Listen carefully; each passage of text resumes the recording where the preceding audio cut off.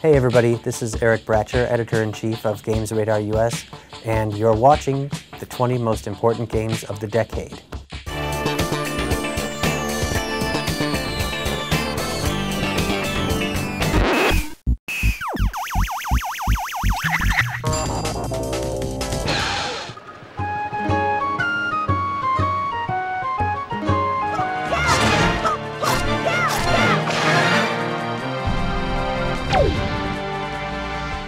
Clearly, the thing about Wind Waker that separates it from all other Zelda games, and most games in general, is the look and the graphics.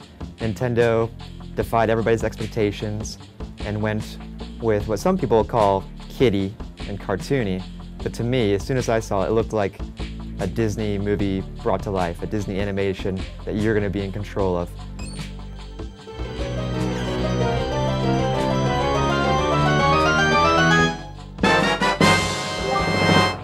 The Wind Waker is the only reason I have a Nintendo GameCube, and it's one of only, I think, 3 or 4 games I have played on the GameCube, and I feel totally justified in the money I spent on it. I don't regret buying an entire system just for that one game. Who's there? Come on! I didn't touch her! It's strange that a lot of hardcore shooter fans still don't get on with BioShock, but basically they're playing it wrong. BioShock looks like an FPS, but it's actually a very deep RPG, purely based from a first-person perspective. And in doing that, it laid the way for the likes of Borderlands and Fallout 3.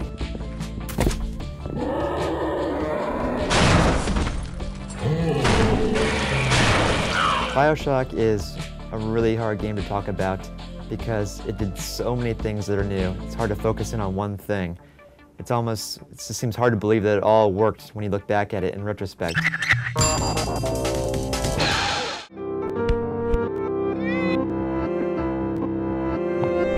Rather than just showing a load of pretty graphics or a nice bit of cell shading and some line-drawn artwork the way most games try to pass themselves off as art, BRAID actually uses the core mechanics of games to create something genuinely artistic and meaningful, back in the way that Eisenstein and Dali did when they first started experimenting with the way you can put film together.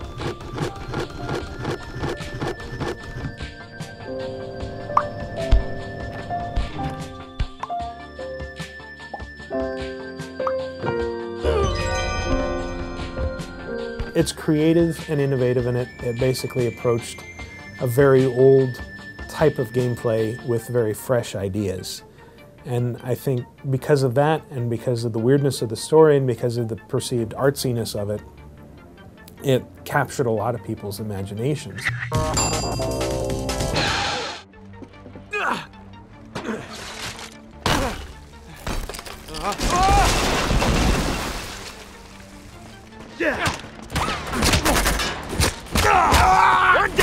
It just does everything so perfect, and he's got like the best character, the best lead character in Nathan Drake, who's like got bags of personality. He is actually funny, and the scripting and the chemistry between the characters is just amazing. There's a hotel not far from here. Chloe, now is not the time. It's easily the tallest building in the city. Right. So with a game like Uncharted 2, it's a little more difficult to argue for its significance or its impact in the overall scheme of things. But what it kind of represents is it's taking the decade out with a bang. The portal will open in 3, 2, 1.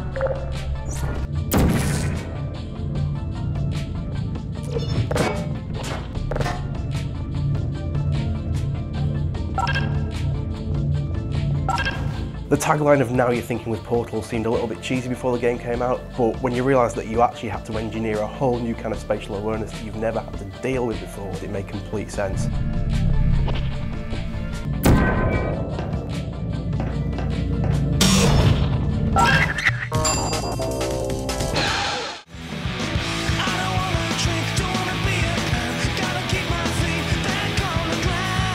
You've just got to look at the intro sequence to the game where Feeder's playing, and you've got all the cars coming up and the red car coming up over the hill, and it just looks spectacular. And I'm certain if you were to put that in HD and release it today, changing nothing else, then you still have yourself a hit.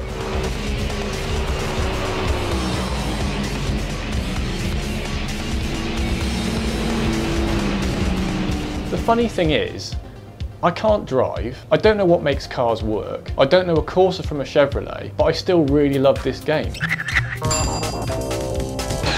Your appointment to FEMA should be finalized within the week. I've already discussed the matter with the senator.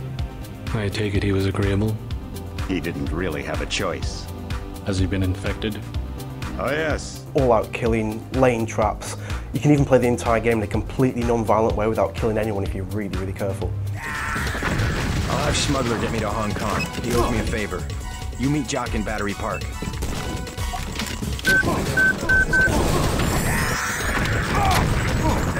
There's some NPCs you'll never even meet on your first playthrough. And if any of them are pissing you off, you can just shoot them in the face, and by some sort of miracle, the game will adapt the story and change it around you to fit what you've just done.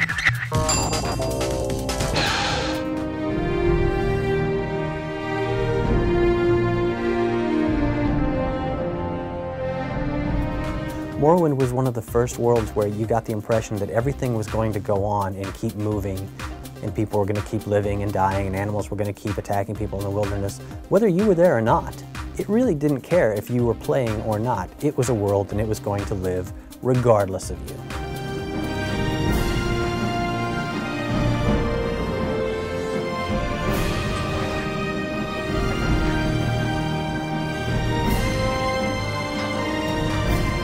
It's a relatively obscure game to include on this list, but without Morrowind and its success, there's no Oblivion, there's no Fallout 3, there's no Borderlands.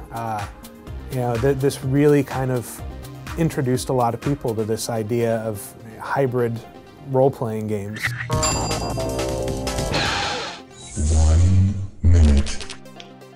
Go.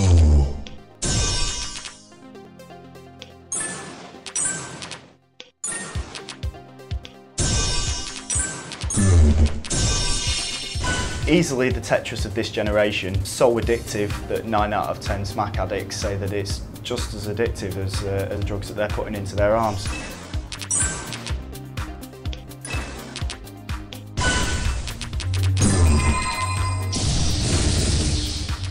Bejeweled broke through in a way that no other game had before, except for Tetris. You know, possibly one of the Mario games, but you know, Bejeweled, it's instantly accessible. You know, you watch someone play Bejeweled for 15 seconds, you've learned how to play Bejeweled.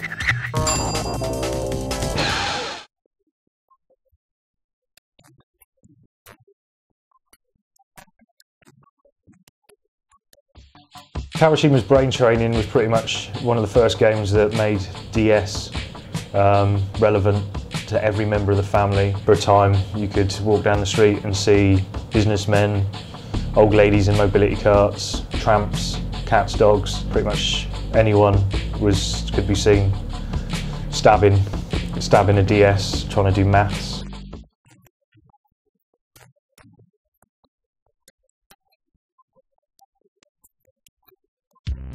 You can't look at a DS shelf without these exact kind of games, and Brain Training was the start of it, and also the start of Nintendo's just the Wii Sports, Wii Fit, Wii Music, like all that kind of stuff. It all started with Brain Training, and obviously has gone on, just like those games, to be a massive success. And they made a Brain Training 2. I think there's 3 or more in Japan, and everywhere you go, it's a basic idea that Nintendo did very right.